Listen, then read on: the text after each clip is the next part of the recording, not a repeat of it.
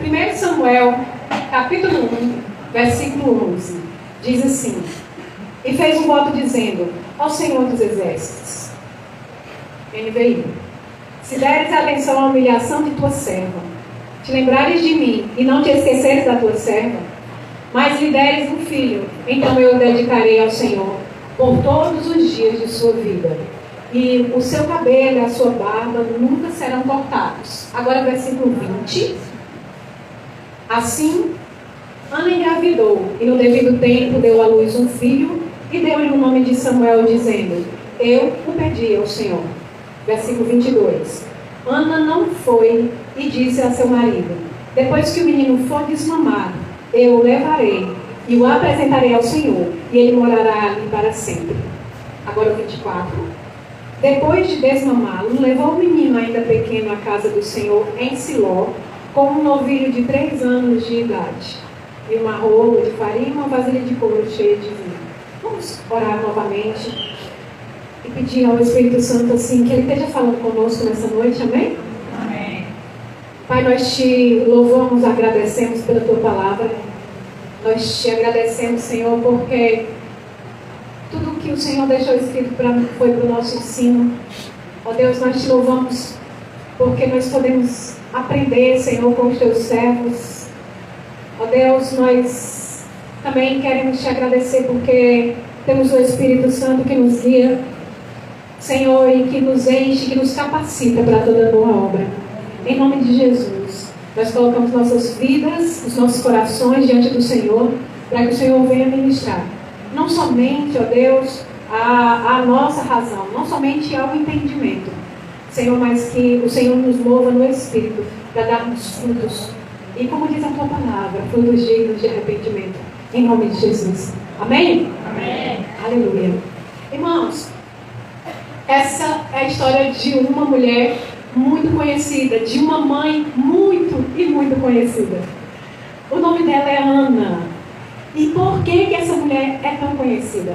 Porque ela teve uma atitude muito nobre, que foi, ela pediu um filho para Deus, para que pudesse devolvê-lo para ele. Veja bem, quando nós pensamos em ter filhos, né, as mulheres, os homens, né, a gente faz uma série de planos para os nossos filhos, né? A gente projeta, né, na nossa mente uma série de coisas que ele pode ser, e a gente até às vezes vai além, né, do que realmente cabe a nós, né? Quando a gente cria alguns sonhos, né, para os nossos filhos, às vezes a gente até quer impor para eles que eles sigam aquele sonho que a gente sonhou para eles. Mas essa mulher, eu acredito que quando ela pensava, porque ela esperou muitos anos para ter um filho, quando ela pensou em ter um filho, antes, né, dessa ocasião em que Deus tocou no coração dela, ela também pensava: o meu filho vai ser um grande caçador. O meu filho vai ter um renome, não é, né, no meio da nossa comunidade. Ele vai ser um grande líder, talvez, né, de um clã. E ela tinha provavelmente muitos sonhos. Só que no dia em que ela colocou diante do Senhor o desejo do coração dela de ter um filho, e ela pensou: apenas o Senhor pode me dar um filho. E se o Senhor me der um filho, eu vou devolvê-lo para ti, Senhor. Então esse é um gesto muito nobre. Por isso essa mulher ficou marcada, essa história ficou marcada. E muitas pessoas vão estar lembrando dessa história, né, em dias como esses. E aí esses textos que nós lemos, né, vai mencionar a oração dela, né, quando ela recebe a promessa do filho, né, vai mencionar que ela realmente ficou grávida e que no ano seguinte o marido dela foi sozinho ao templo a levar o sacrifício anual, e ela pede: vá sozinho, porque eu só vou levá-lo depois que ele desmamar, E depois que ele desmamar, eu já levo ele lá e já entrego ele ao Senhor. E provavelmente, irmãos, o que a história conta, né, a respeito do tempo que se levava, né, para amamentar, eram geralmente 3 anos. Pode ser que ela tenha se demorado mais um pouco, de acordo com algumas traduções, porque no capítulo seguinte já vai dizer que Samuel servia no templo. Então, com 3 anos ainda não dá para servir no templo. Mas, quando ela recebe aquele filho, ela tem consciência de que aquele filho não era dela. Aquela criança era de Deus. Porque ela havia feito uma promessa. Quantas de nós, mães, fazemos promessas ao Senhor? Quantas de nós, não é, desejamos e temos as melhores intenções com os nossos filhos, e quando eles são pequenos, a gente faz vários projetos. E o que a gente faz com relação a esses projetos? O que a gente faz com relação a esses despertamentos que o Senhor coloca nos nossos corações com relação aos nossos filhos? Será que a gente age prontamente como Ana? Ou será que, se a gente estivesse no lugar de Ana, na hora que o filho nascesse, a gente dissesse: não, eu não vou entregar? E talvez até dissesse assim: o Senhor vai me entender. Não tem, né? Se eu ficar com ele, o Senhor vai me entender. Quem sabe até ele não me deu assim, com essa intenção. Na hora que eu fiz o voto, sei lá, talvez ele nem ouviu porque eu falei da boca para fora. Às vezes a gente faz isso. Às vezes a gente não leva as nossas palavras a sério. E o pior de tudo, quando a gente não leva as nossas palavras a sério, nossos filhos não levam nossas palavras a sério. O Senhor, Ele colhe as nossas palavras. E Ele colhe cada um dos nossos desejos, do nosso coração. Porque muitas vezes, irmãs, foi Ele que plantou esse sonho no teu coração com relação ao teu filho. Você pediu ao Senhor e Ele colocou o desejo no teu coração com relação ao teu filho. Pergunta a Ele: qual é o tempo de entregar? Como eu entrego esse filho ao Senhor? Amém? Amém. Quando que é o tempo de você desmamar esse filho e entregá-lo realmente ao Senhor? Amém? Está entendendo isso? Amém. Porque a gente que é mãe, a gente quer cuidar a vida inteira. Irmãos, eu sou mãe de uma menina que fala manso. A menina fala doce. A menina fala toda mole. Embora tenha aquele tamanho, a Manu é aquela doçura de gente. E eu tive muita dificuldade de soltar a Manu. A primeira viagem que a Manu fez em Fortaleza, eu acho que... Tu lembra que ano foi ou bem? Não, né? Deve ter uns 3 anos.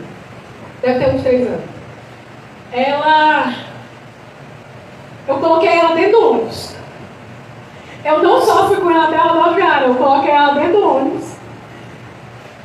E quando ela chegou lá, que ela pegou o Uber, ela mandou, estava tudo combinado, mandou a localização em tempo real para mim, para eu monitorar, até ela chegar no local onde ela ia. E ela daquele tamanho, né?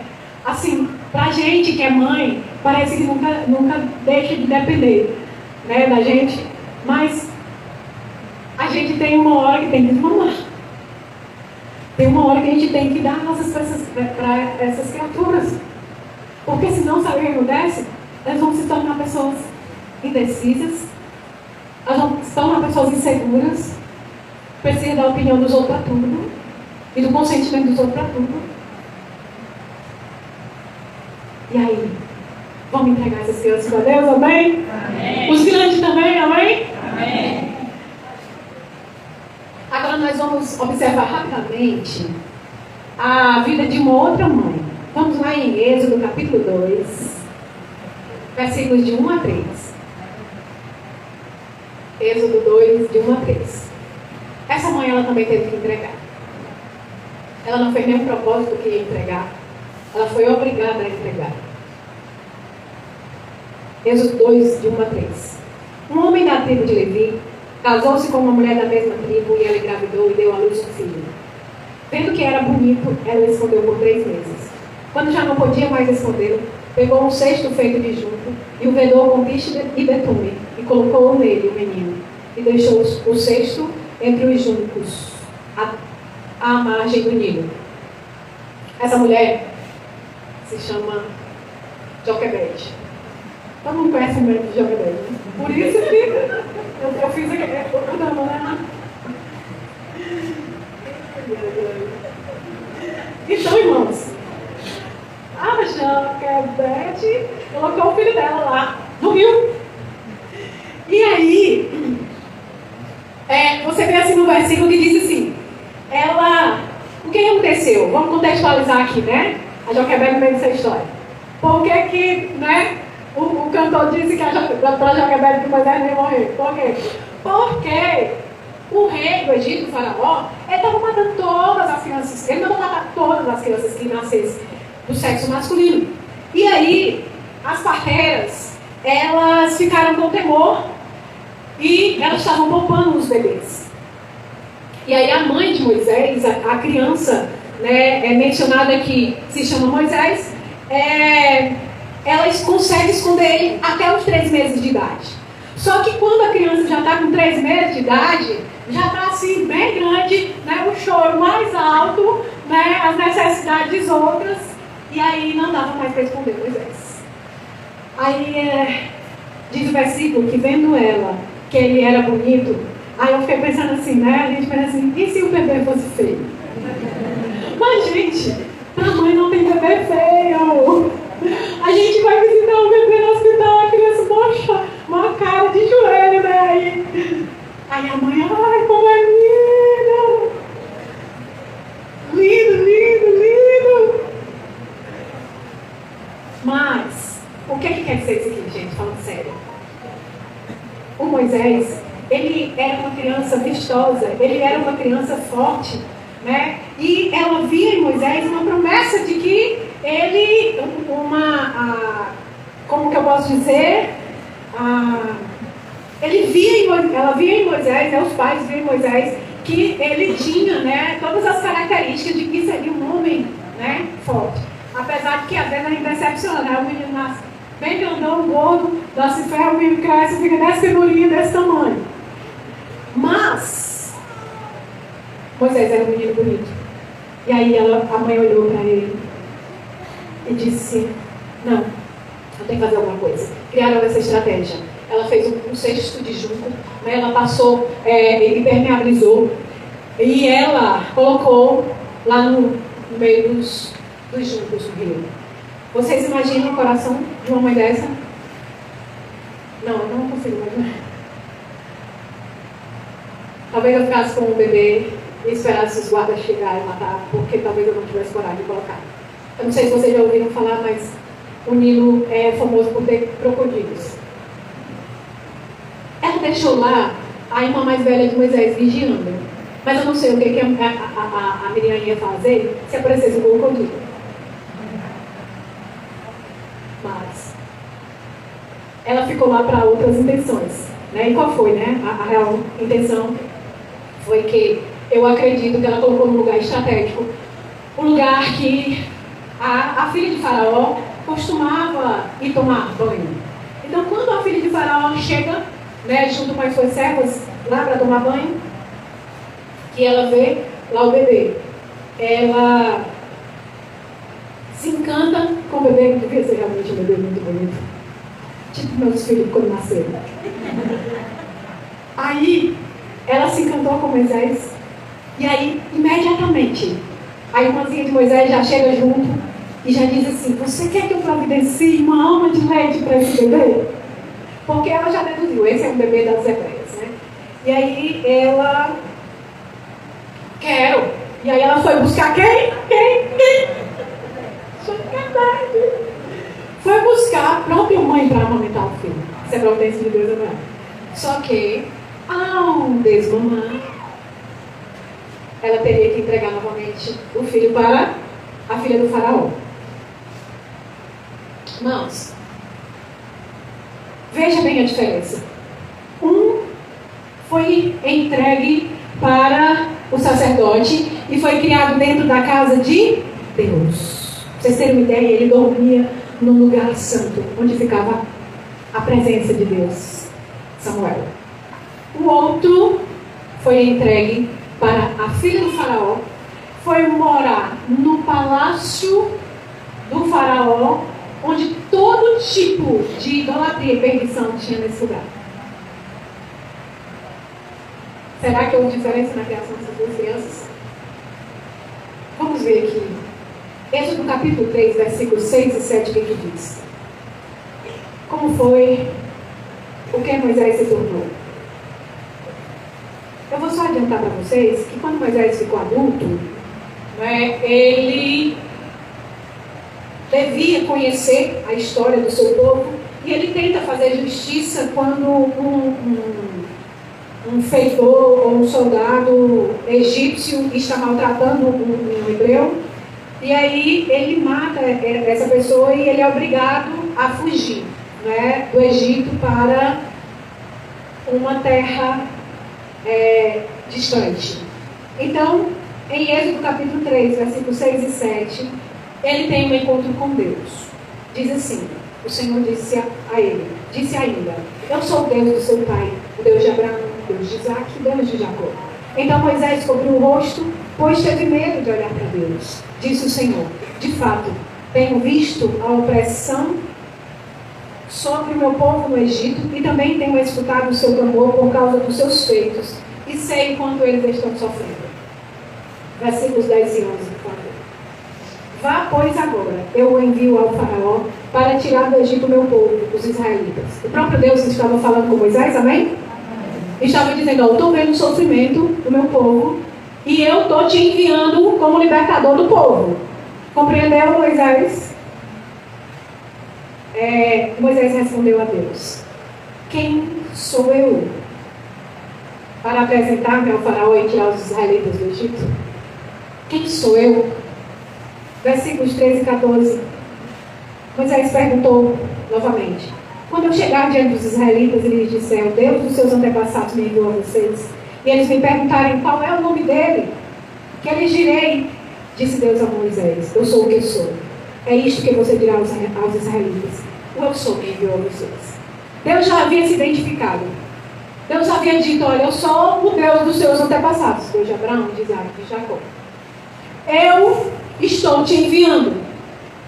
Até você que vai fazer isso. E sou eu que estou te enviando. Aí Moisés diz assim: mas quem sou eu? Eu não sou nada, eu não sou ninguém. O cara tinha sido criado num palácio de faraó.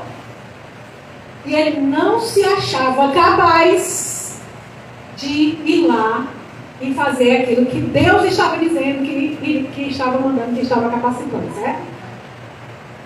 E aí ele pergunta: o que eu vou dizer para os israelitas, para os teus filhos? Quem é esse que está me enviando? Ele também não conhecia Deus. Irmãos, está aqui a diferença entre uma pessoa que é entregue a Deus e uma pessoa que não é entregue a Deus. A certeza da identidade, a certeza de ser filho.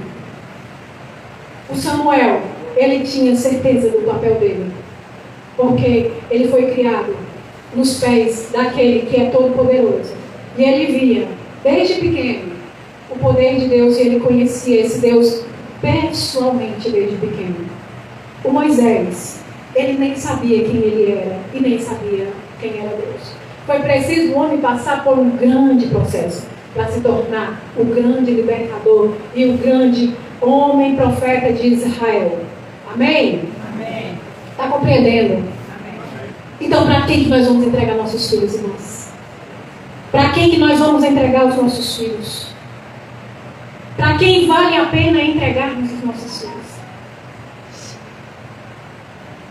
A gente vai desapegar e entregar para o Senhor? A gente vai se apegar e prender eles para nós? A gente vai entregar eles para Faraó, para o mundo, para o YouTube, para para o TikTok. A gente vai entregar essas crianças assim, de mão beijada, porque a Joquebede, ela não tinha nenhuma outra opção. Nós temos. Nós somos chamadas para sermos mães de filhos de Deus, amém? Amém. Vocês esperavam uma palavra assim: nossa, vocês são show, mães maravilhosas, mas eu não sou assim. O Senhor me levantou com esse ministério, o ministério do cajado na mão, e eu não sei fazer de outro jeito. E se eu vou fazer de outro jeito, não sou eu. Mas na hora que o Senhor me der uma palavra bem docinha para vocês, eu vou trazer, amém? Amém. Só voltando lá em Samuel, né? Capítulo 3, versículos 17 a 20. Diz assim, quando Samuel estava dormindo, né? Eu falei para vocês que ele dormia lá na casa do Senhor. E aí, um dia, Deus chama Samuel. Ele ainda não estava dormindo, eu acho, pelo texto lá.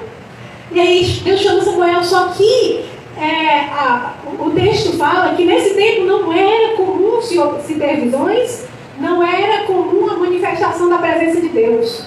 E aí, quando Deus chama Samuel, Samuel não sabe do que é que se trata. Ele acha que é o sacerdote Eli que está chamando ele. Ele levanta e corre lá e diz: Eli, estou aqui.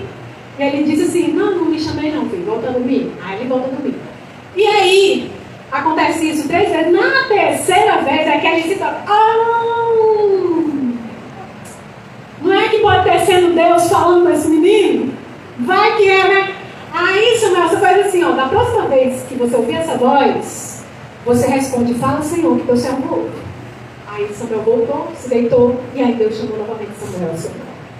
E aí Samuel disse: fala, Senhor, que teu servo ouve. E no outro dia, Eli, veaco, vai e pergunta para Samuel: Samuel, passa aí um recado. O que foi que Deus falou contigo? Sabe por quê, irmãos? Porque Eli já estava meio distante da presença de Deus. Eli estava tudo bagunçado. E aí ele não ouvia a voz de Deus. E aí Deus tem que falar com a criança. Eita, mães. Às vezes, Deus pega os nossos filhos para falar umas coisas com a gente, para dar aquela sacudida, né? Aí o Eli vai e pergunta para Samuel: o que o Senhor lhe disse? Não me esconda de mim, Deus o castigue e o faça com muita severidade se você esconder de mim qualquer coisa que ele falou. Então Samuel lhe contou tudo e nada escondeu. Então ele disse: ele é o Senhor que faça o que lhe parecer melhor. O Senhor estava com Samuel enquanto esse crescia e fazia com que as suas palavras se cumprissem, e todo o Israel, de Dan até Berseba, reconhecia que Samuel estava confirmado como profeta do Senhor. Desde criança, Deus era com Samuel. E Samuel tanto sabia do seu papel como profeta, da sua identidade como profeta, que todos o reconheciam como profeta. Amém? Amém. Ele tinha uma identidade segura. Eu vou mencionar para vocês mais 2 pessoas no Novo Testamento que eles não têm também nenhuma dúvida com relação à sua identidade. Um é Jesus. Em João capítulo 18, versículo 37, diz assim: então lhe disse Pilatos. Pilatos fala para Jesus: então tu és rei? Respondeu Jesus: tu dizes que sou rei. Eu para isso nasci e vim ao mundo. Jesus sabia para que nasceu e veio ao mundo. Ele vai dizer agora: a fim de dar testemunho da verdade. Todo aquele que é da verdade ouve a minha voz. Nossos filhos, eles sabem para que nasceram, para que vieram ao mundo. Jesus, ele tinha certeza. Vocês não acham que Maria teve muito peso nesse papel como mãe de Jesus, para afirmar essa identidade de quem Jesus era e para que ele veio ao mundo? Com certeza Maria teve. Outra foi Isabel.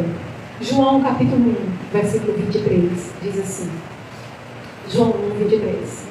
Então ele respondeu, João Batista falando: eu sou a voz do que clama no deserto.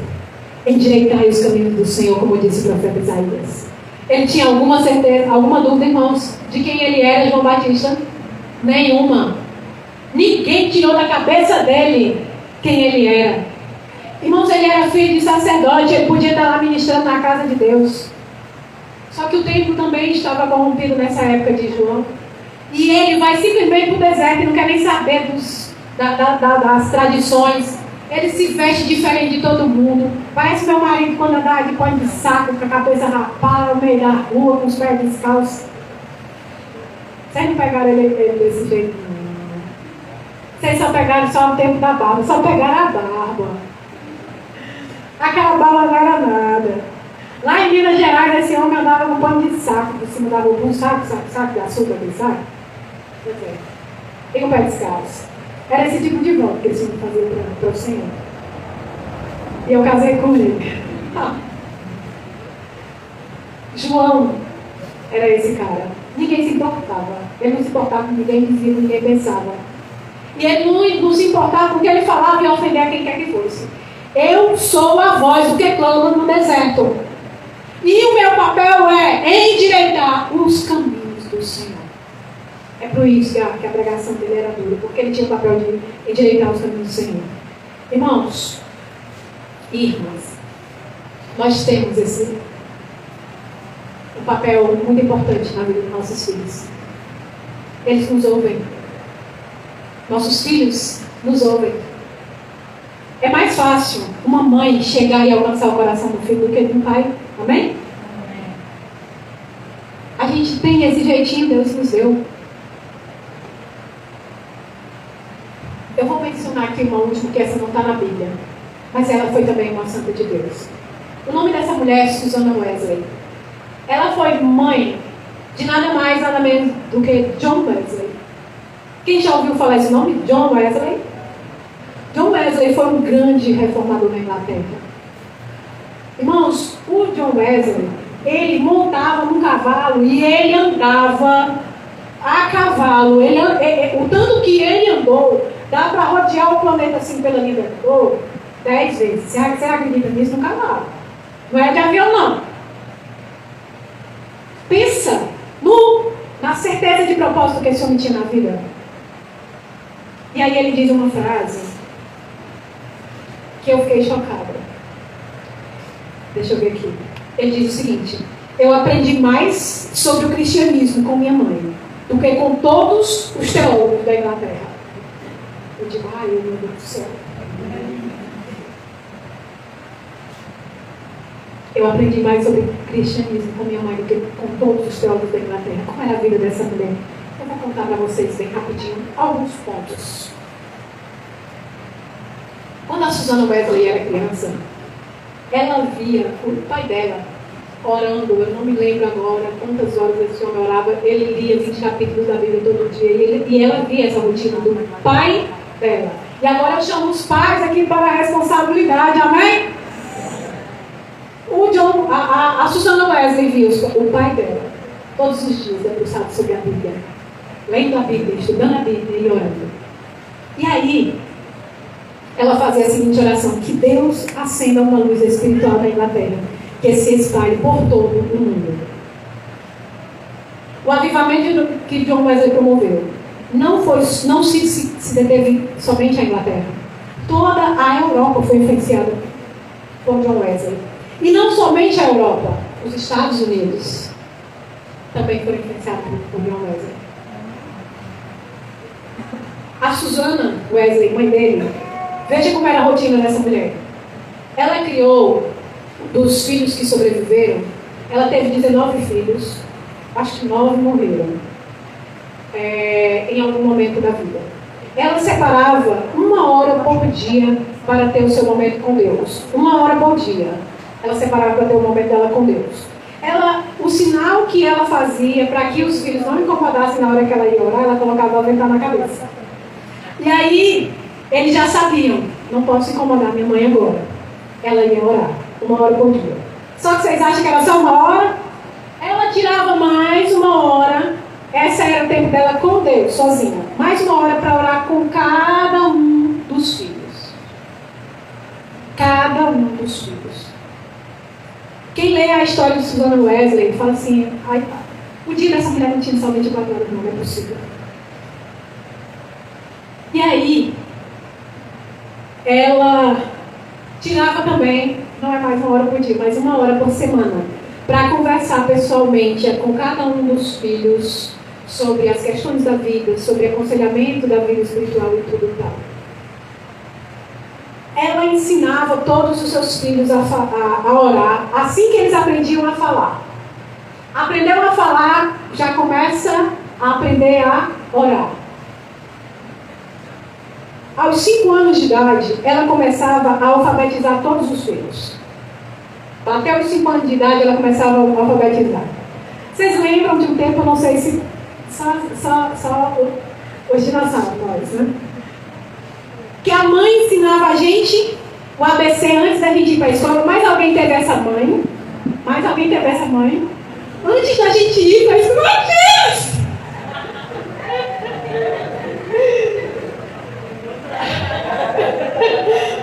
A minha mãe pegava cada um de nós e nos ensinava o alfabeto e a escrever o nosso nome antes da gente ir para a alfabetização, porque a gente só ia para a escola com 7 anos de idade, não era? Aí, era chinelada que só. Era cascudo, era puxão de orelha, né? Aqueles mais assim, coisadinhos, né? Atrasadinho, né? Não tem aqueles filhos mais atrasadinhos. Aí os bichinhos, tanto puxão de orelha, tanto cascudo, cacorote. A Susana Wesley, ela fazia isso, não sei se com cascudo, cacorote, puxão de orelha, não sei. Mas ela ensinava todos os filhos quando completavam 5 anos de idade. Ela pessoalmente os alfabetizava. Irmãos, e era uma escadinha, todo ano um, viu? Aí a gente fala assim, não tenho tempo pra nada, tem um filho. Não tenho tempo pra orar, não. Um filho. A Susana Wesley tinha 19 filhos. Nenhuma criança, as regras. Se vocês procurarem na internet, tem umas regrinhas lá que a Susana Wesley tem registrado, viu? No livro de biografia dela. Nenhuma criança ganhava nada no choro. Na casa dela, nenhuma criança ganhava nada no choro. Chorou, já sabe, não ganha. Independente da idade, chorou, não ganha. Só ganha se aprender a pedir educadamente. Então nem adianta me chorar. Ela também tinha uma regra: elogiar e recompensar todo bom comportamento. Porque a gente acha, às vezes, né, que ser mãe é dar tudo. E às vezes a gente acha que ser mãe é linha dura. A mãe boa é essa, linha dura. Só que a Susana Wesley era linha dura. Mas ela sabia elogiar e recompensar todo o comportamento que os filhos tinham. Irmãs, eu tenho essa falha. Eu sou aquela mãe linha dura. E que assim, eu tenho aprendido a elogiar. Eu tenho aprendido meu filho, que lindo que você fez. Porque assim, às vezes parece que não é necessário, né? Mas é. Eles se sentem valorizados e eles se sentem incentivados. Inclusive, vamos aconselhar também as mulheres a fazerem isso com seus esposos. Quando seus esposos tiverem uma boa atitude, né? uma delicadeza, uma gentileza com vocês, elogiem esses maridos. Eles são iguais que... Tô brincando. Tô brincando, pessoal. Mas... eles elogiam tanto a gente, né? Eu mesmo recebo elogio do meu marido direto. E a gente às vezes só cobra, né? Esse homem não, esse homem não. Quando ele fizer alguma gentileza, uma delicadeza, né? A gente tem que elogiar eles. E aprender a elogiar nossos filhos quando eles fazem algo bem, amém? Ela tinha culto doméstico todo dia. Alguém sabe que horas eu comecei? Eu estava 15 minutos para as 8, né? Eu estou encerrando, tá? Estou encerrando. Estou terminando. Ela fazia culto doméstico todo dia. Quando o esposo dela viajava, ela fazia os cultos sozinha, culto doméstico. E aí, assim, ela era uma mulher tão avivada que os vizinhos viam o culto doméstico que ela fazia. Mas a Susana Wesley deve que a casa dela, o marido dela era muito bom. Ele era um pastor, mas era um pastor daquele secretário. Mas deve que ele ajudava demais ela. Ele era um exemplo para essas crianças. O marido dela, Samuel Wesley, era terrível com dinheiro. Deixava a família constantemente em dívidas. Das 19 crianças, só 10 morreram na infância. Disse que o seu marido a deixava criar os filhos sozinha por longos períodos. Eles se ausentavam. Uma de suas crianças era inválida fiquei passada. Eu falei assim, essa mulher, sabe, é maravilha. Uma das crianças era inválida, outra só aprendeu a falar com quase 6 anos de idade. A própria senhora Wesley esteve doente a maior parte da sua vida. Não havia dinheiro para comida em abundância de nada, pois a dívida da família atormentava o ponto de seu marido certa vez ser preso pelos devedores, pelo fato de que a sua dívida estava alta. Aí a gente vai falar assim, esse marido não me ajuda em nada. Também não tem condição de levar essa criança para a igreja, para o Senhor, porque meu marido não me ajuda em nada. Está aqui a Suzana Wesley para nós, para passar assim na nossa cara. Vocês conseguem? Fala assim, eu consigo. Fala, eu consigo. Eu tenho o mesmo Espírito Santo que a Suzana Wesley tem, que a Suzana Wesley tinha. Amém? Agora eu quero ouvir das mães. Diga, eu consigo. Eu consigo. Porque eu tenho o mesmo Espírito Santo que a Suzana Wesley tinha. Amém? Amém. Irmãos, eu creio nisso. Eu creio que quando nós colocamos as nossas vidas nas mãos do Senhor, Ele pode fazer qualquer coisa. Porque não há limites para o poder de Deus. Amém? Vamos orar.